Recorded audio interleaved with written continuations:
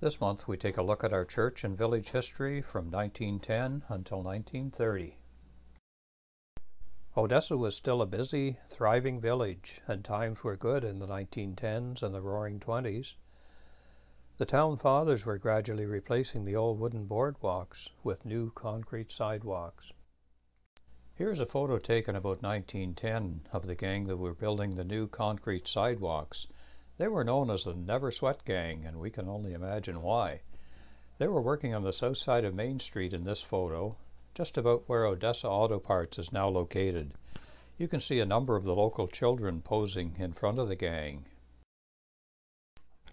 Here is a photo of Main Street, Odessa, looking west from Center Street, just about where the Never Sweat Gang were working in the last photo. It was taken in 1911. The first building on the right was Earl Silver's Meat Shop. Across the street, behind the tree, was the Walker Hotel, and next down the street was Abel Babcock's Hotel. You can see the new concrete sidewalks and the dirt road that was Main Street, Odessa in 1911. The cheese factory in Odessa was located south of Main Street on the creek side of Bridge Street. The local cheese board, made up of area farmers, hired Will Doherty as cheesemaker. He ran the factory here for many years. Here's a photo of the Odessa Cheese Factory, believed to be taken about 1902. On the left, at the back of the photo, you can just see about half of our church and a bit of the creek. The people in front of the cheese factory on the right is Will Doherty, and next to Will is his son Carl. Next to Carl is Rupert Smith, then Orange Babcock and his son Alfred. Al Babcock has the apron on. Herb Hagedorn and his son Arthur is on the left. The first week of January in 1911 was very busy at our church on Factory Street. Many visitors were in the village for the daily revival meetings being held at our church during this cold January week. The revival meetings were going well on Monday, Tuesday, and Wednesday, but on Thursday, January the 5th, at 4 p.m., tragedy struck. Our church was on fire. The headline to the article in the Kingston Whig Standard on January the 16th, 1911 read, "Church Gone. Odessa Methodists suffer big loss. Only walls remain. Fire totally destroyed the building." The article goes on to read, "It could not be replaced by $20,000. Was built in 1869. Revival services were being held in it this week. Special to the Whig, Odessa, January the 16th. Fire totally destroyed the Methodist Church, corner of Factory and Elgin Streets, Odessa, on Thursday afternoon. The building was partially insured. Its pastor is Reverend J.H. Bell. The building was discovered on fire about 4 o'clock, and it is thought the blaze originated from a defective chimney. A bucket brigade was formed, but all efforts were unavailing, as the edifice soon became a mass of flames, and the spire tumbled in. By 6 o'clock the fire had burned itself out, and only the bare walls remained." Construction of a new church started almost immediately.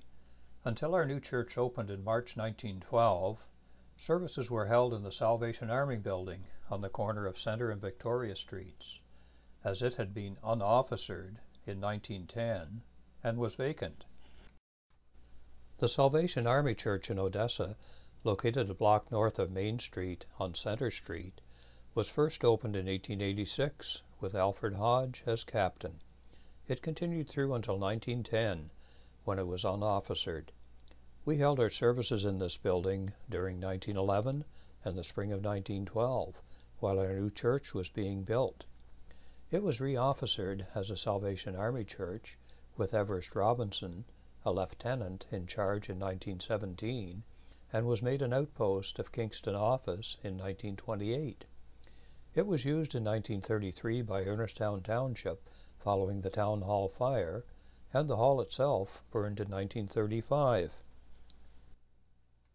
Our new church was built in just over a year at a cost of $14,932.34, of which $4,000 was covered by insurance. The church was dedicated on March 3, 1912.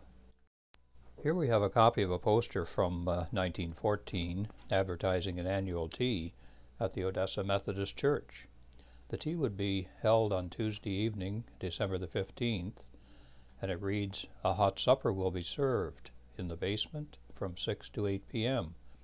On the program, we have Mrs. Dr. Howard of Napanee, trained vocalist, will sing. Reverend Dr. Howard will lecture on the Prussians. Also recitations and music by local talent and selections by the orchestra. Admission 25 cents. And that was for a hot supper too."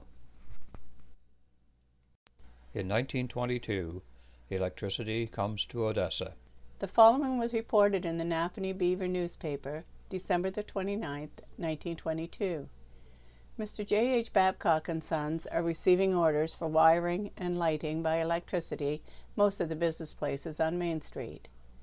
Mr. Babcock has installed a power plant in connection with his garage and has his residence beautifully lighted. It looks as if the houses may all have electric lights in the near future. When the present church was built, the lighting was by acetylene gas lamps, which were later replaced by hanging coal oil lamps. By 1924, as reported in the Napanee Beaver, the church had been wired for electric lights.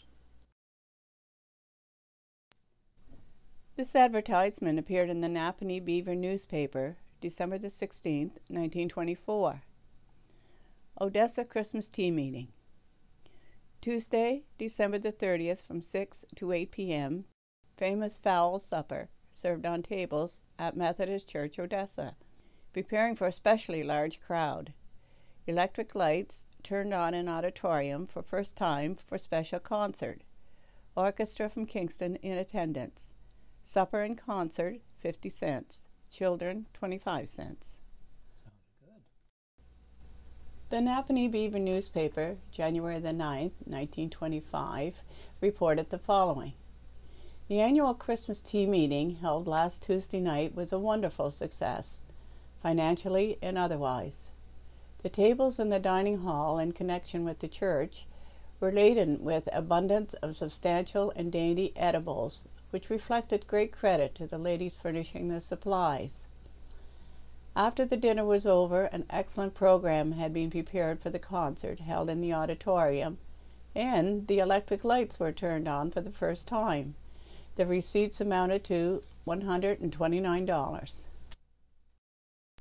Here's a photo of Harold Burley's mom, Eva Burley, in front of George Burnett's mill. She's sitting on the north railing of the bridge over the creek on Main Street. In the background you can see the Salvation Army Church and the Town Hall over on Center Street. Here is a photo given to me by Wanda Peters. It is of the general store on Main Street owned by her grandfather, William Rupert Lake. William is on the right, and Wanda's father, Charlie Lake, is sitting on his tricycle. Mary Hodge, later Mrs. Alfred Babcock, is sitting on the barrel. This store is located across the road from the Home Hardware store. Previously, we saw a photo of the inside of this store when it was operated by Noble Bond. The Lake store, later operated by Fred Cunningham, is now the window showroom at Home Hardware. You probably didn't recognize the last photo of it, as in the 1950s it was completely remodeled after being struck by a transport. By 1923, a quarry was opened in Odessa by the Standard Paving Company of Toronto. It was located on the east side of Factory Street, across the street and a bit south of our church. On the left you can see the stone crushing and grading equipment, and on the right the hot mix plant. It operated during 1923 and 1924 as the old dirt road was paved from Kingston to Napanee. Church union took place in 1925. The Odessa Methodist Church became the Odessa United Church in 1925 when the Methodists, Presbyterian, Congregational, and Union churches united to form the United Church of Canada. This did not have a large effect in Odessa, as of the 4 churches, there was only the Methodist Church established here. Prior to 1929, there was a Sunday morning and Sunday evening service at our church. The evening service was discontinued in December, as recorded in the minutes of the Stewards' meeting of December the 2nd, 1929. Next month, we will present history of our church and village during the next 2 decades, from 1930 until 1950.